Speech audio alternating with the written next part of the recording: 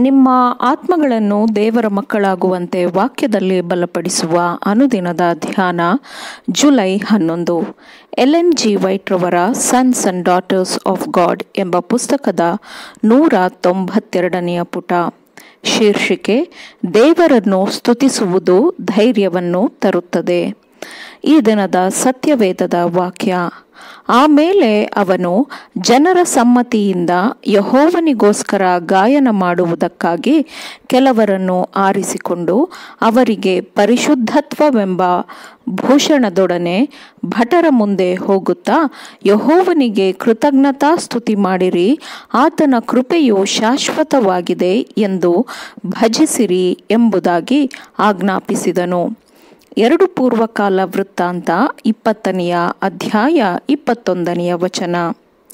ಯೆಹೋವನಿಗೋಸ್ಕರ ಗಾಯನ ಮಾಡುವುದಕ್ಕಾಗಿ ಕೆಲವರನ್ನು ಆರಿಸಿಕೊಂಡು ಅವರು ಪರಿಶುದ್ಧ ಭೂಷಣದೊಡನೆ ಭಟರ ಮುಂದೆ ಹೋದರು ಎಂದು ವಾಕ್ಯವು ಹೇಳುತ್ತದೆ.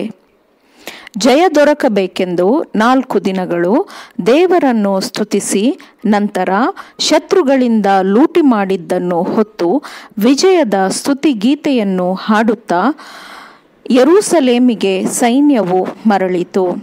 ಇದನ್ನು ಈ ಸಮಯದಲ್ಲಿ ನಾವು ಹೆಚ್ಚಾಗಿ ಮಾಡಿದರೆ ನಮ್ಮ ಭರವಸೆ, ನಮ್ಮ ಧೈರ್ಯ ಮತ್ತು ನಮ್ಮ ನಂಬಿಕೆ ಮತ್ತೆ ಜೀವ ಪಡೆಯುತ್ತದೆ ಎಂದು ನೀವು ಯೋಚಿಸುವುದಿಲ್ಲವೋ? ಸತ್ಯದ ರಕ್ಷಣೆಗೆ ನಿಂತಿರುವ ಸೈನಿಕರ ಕೈಗಳು ಗಟ್ಟಿಯಾಗುವುದಿಲ್ಲವೇ? ದೇವರನ್ನು ಹೆಚ್ಚು ಸ್ತುತಿಸುತ್ತಿದ್ದರೆ ಮತ್ತು ನಿರುತ್ಸಾಹವನ್ನೇ ನೆನೆಯುವುದನ್ನು ಕಡಿಮೆ ಮಾಡಿದ್ದರೆ ಇನ್ನೂ ಅನೇಕ ವಿಜಯಗಳನ್ನು ಗಳಿಸಬಹುದಿತ್ತು. ಸೃಷ್ಟಿಯಾಗದ ಸಮಸ್ತ ಒಳ್ಳೆಯದರ ಕಾರಂಜಿಯು ದೇವರಾಗಿದ್ದಾನೆ. ದೇವರು ನಿತ್ಯದ ಮೂಲನೂ ಆಗಿದ್ದಾನೆ.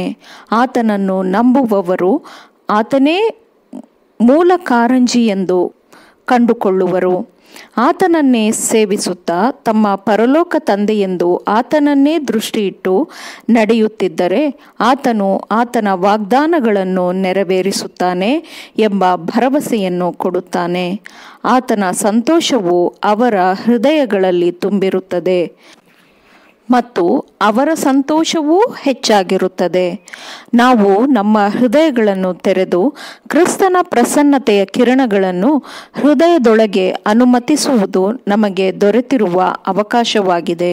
ನನ್ನ ಸಹೋದರ, ನನ್ನ ಸಹೋದರಿಯೇ, ಬೆಳಕನ್ನು ಎದುರುಗೊಳ್ಳಿರಿ. ಉನ್ನತಿಗೇರುವ ಮತ್ತು ಪುನಶ್ಚೇತನಗೊಳಿಸುವ ಪ್ರಭಾವ ಬೀರುವಂತೆ ಕ್ರಿಸ್ತನೊಂದಿಗೆ ನಿಜವಾದ ವೈಯಕ್ತಿಕವಾದ ಸಂಪರ್ಕಕ್ಕೆ ಬನ್ನಿರಿ. ನಿಮ್ಮ ನಂಬಿಕೆಯು ಬಲವಾಗಿಯೂ ಶುದ್ಧವಾಗಿಯೂ ದೃಢವಾಗಿಯೂ ಇರಲಿ. ನಿಮ್ಮ ಹೃದಯದಲ್ಲಿ ದೇವರಿಗೆ ಸ್ತುತಿ ಗೀತೆಯು ತುಂಬಿರಲಿ. ದಿನದ ಕರ್ತವ್ಯಗಳನ್ನು ನೆರವೇರಿಸಲು ಬಲವನ್ನು ಮತ್ತು ಅದರಿಂದ ಬರುವ ಶೋಧನೆಯನ್ನು ಎದುರಿಸಲು ನೀವು ಹಾಸಿಗೆಯಿಂದ ಮೇಲೇಳುವಾಗ ಮಂಚದ ಬಳಿಯಲ್ಲಿ ಮೊಣಕಾಲೂರಿ ಬಲವನ್ನು ದೇವರಲ್ಲಿ ಬೇಡಿಕೊಳ್ಳಿರಿ. ನಿಮ್ಮ ಕೆಲಸದಲ್ಲಿ ಕ್ರಿಸ್ತನ ಮಾಧುರ್ಯವನ್ನು ತುಂಬುವಂತೆ ಸಹಾಯ ಮಾಡಲು ದೇವರನ್ನು ಬೇಡಿಕೊಳ್ಳಿರಿ. ನಿಮ್ಮ ಸುತ್ತಲಿರುವವರಿಗೆ ನಿರೀಕ್ಷೆಯನ್ನು ಮತ್ತು ಧೈರ್ಯವನ್ನು ನಿಮ್ಮ ಮಾತುಗಳು ತುಂಬುವಂತೆ ದೇವರ ಸಹಾಯವನ್ನು ಬೇಡಿಕೊಳ್ಳಿರಿ. ಅದು ನಿಮ್ಮನ್ನು ರಕ್ಷಕನ ಹತ್ತಿರಕ್ಕೆ ಕರೆದೊಯ್ಯುವಂತೆ ಸಹಾಯಕ್ಕಾಗಿ ದೇವರನ್ನು ಬೇಡಿಕೊಳ್ಳಿರಿ. ಆಮೇನ್.